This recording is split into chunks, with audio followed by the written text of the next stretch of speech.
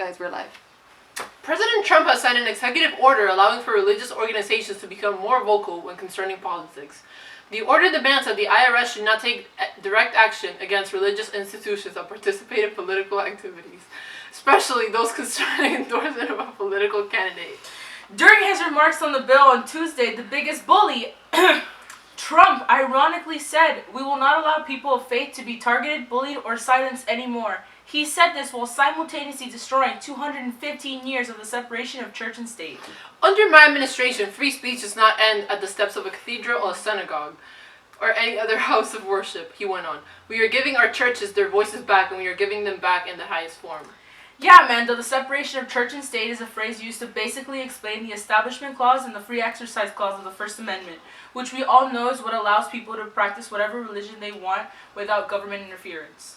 And here we have the most qualified president to ever lead this nation, Trump, to completely mix church and state, including the IRS to investigate religious organizations and to include these organizations to have a say in politics in general. And now we have our correspondent Nicole via Skype to give us a clear explanation on the matter.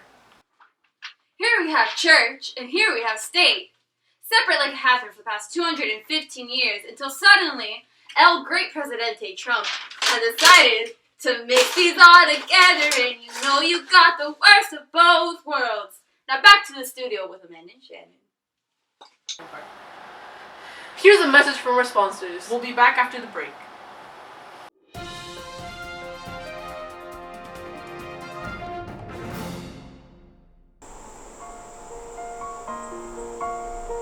Feeling anxious or distracted? Sitting down and you don't know what to do with yourself? Are you fidgety?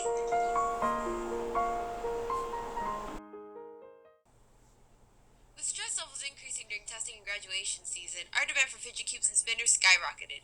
For example, you find your distractions limiting when it comes to studying, which before wouldn't have mattered to you. But with a change in expectations, knowing that you have, let's say, an AP macroeconomics test, you know you have to focus. Supply and demand both increase because the people demand more, and so suppliers produce more products to feed the demand of the people, increasing demand due to the buyer's taste and expectations. With your purchase, you can contribute to the supply and demand of fidget cubes and spinners. If you demand it, we supply it.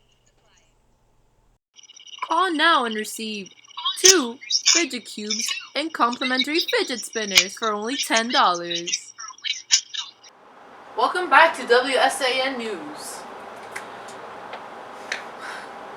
President Trump has signed a new healthcare bill that lets people die because they're too poor to afford it. One of his correspondents talked about the newly established Trump Care, and I quote said, "Nobody dies because they don't have access to healthcare," after a woman simply said that they're mandating people on Medicaid to accept dying. Once again, we have Donald Trump only making changes to benefit rich white Republicans. Unfortunately, in the process of this bill getting passed, every single member of Congress has forgotten how to read. Typically, a bill has to go through a long process. First, it's introduced on the Senate floor, then it's sent to a committee for review, and they're allowed to change certain things or settle on one decision if there are different versions of the same bill. After that, it's sent to a subcommittee, and if it's approved, it must go to the House floor so they can vote on it. Then it is sent to the Senate where they vote again, and if the bills are passed, then they'll send it to the president for final approval or veto. Veto. Sorry, I'm dyslexic. Trump Care doesn't cover that. Now our field correspondent, Stephanie Stephanopoulos, she's at some medical center to catch the reactions of the public. Hi, it's Stephanie Stephanopoulos here on the scene to ask citizens what they think about Trump's new healthcare bill.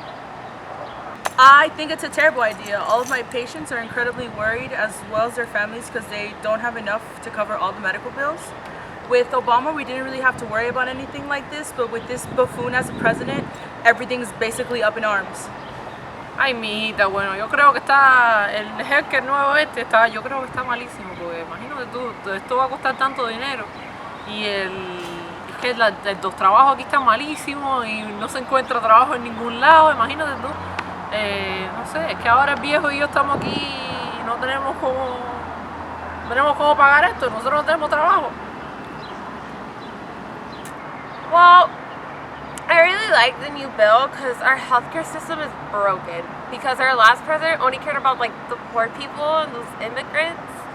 So this is going to be like really good to finally get rid of them and to actually make America great again.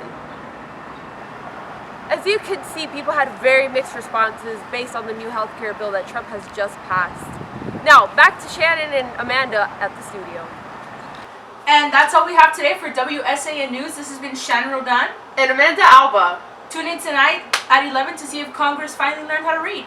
Have a great night And stay out of the newspaper!